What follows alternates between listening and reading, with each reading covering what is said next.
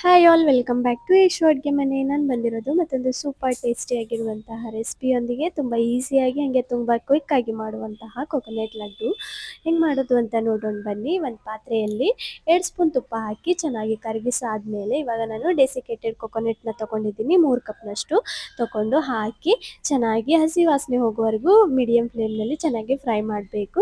Fry ಆದಮೇಲೆ ಇವಾಗ ನಾನು ಅದರಲ್ಲಿ 2 ಗ್ಲಾಸ್ನಷ್ಟು ಮಿಲ್ಕ್ನ ಸೇರಿಸ್ಕೊತಿದ್ದೀನಿ. ಹಸಿ ಹಾಲು ಮಿಲ್ಕ್ನ ಸೇರಿಸ್ಕೊಂಡಾದ್ಮೇಲೆ ಮತ್ತೊಂದು ಸಲ ಚೆನ್ನಾಗಿ ಮಿಕ್ಸ್ ಮಾಡಬೇಕು. ಯಾವುದೇ ಗಂಟಿಲ್ದೇ ಮಿಕ್ಸ್ ಮಾಡ್ತಾನೆ ಇರಬೇಕು. ಮಿಲ್ಕ್ ಎಲ್ಲನೂ ಚೆನ್ನಾಗಿ ಡ್ರೈ ಆದಮೇಲೆ ಇವಾಗ 1 ಕಪ್ನಷ್ಟು ಶುಗರ್ನ ಸೇರಿಸ್ಕೊಂಡು ಮತ್ತೊಂದು ಸಲ ಚೆನ್ನಾಗಿ ಮಿಕ್ಸ್ ಮಾಡಬೇಕು. ಮಿಲ್ಕು ಹಾಗೆ ಶುಗರ್ನಿಂದ ಬಿಟ್ಟಿರುವಂತಹ ನೀರು ಕೂಡ ಎಲ್ಲನೂ ಚೆನ್ನಾಗಿ ಡ್ರೈ ಆಗೋ ಹಾಗೆ ಚೆನ್ನಾಗಿ ಹುರಿಬೇಕು.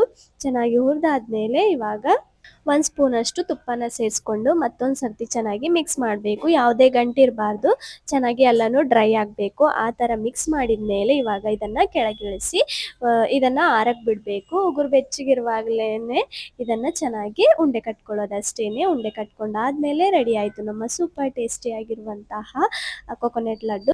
ತುಂಬ ಹೆಲ್ದಿಯಾಗಿ ಕೂಡ ಇರುತ್ತೆ, ತುಂಬ ಕ್ವಿಕ್ಕಾಗಿ ಕೂಡ ಮಾಡ್ಬೋದು. ಮಕ್ಕಳು ಮನೆಯವರೆಲ್ಲರೂ ತುಂಬ ಇಷ್ಟಪಟ್ಟು ತಿಂತಾರೆ. ನೀವು ಕೂಡ ಮನೆಯಲ್ಲಿ ಖಂಡಿತವಾಗ್ಲೂ ಒಂದ್ಸಲ ಟ್ರೈ ಮಾಡಿ.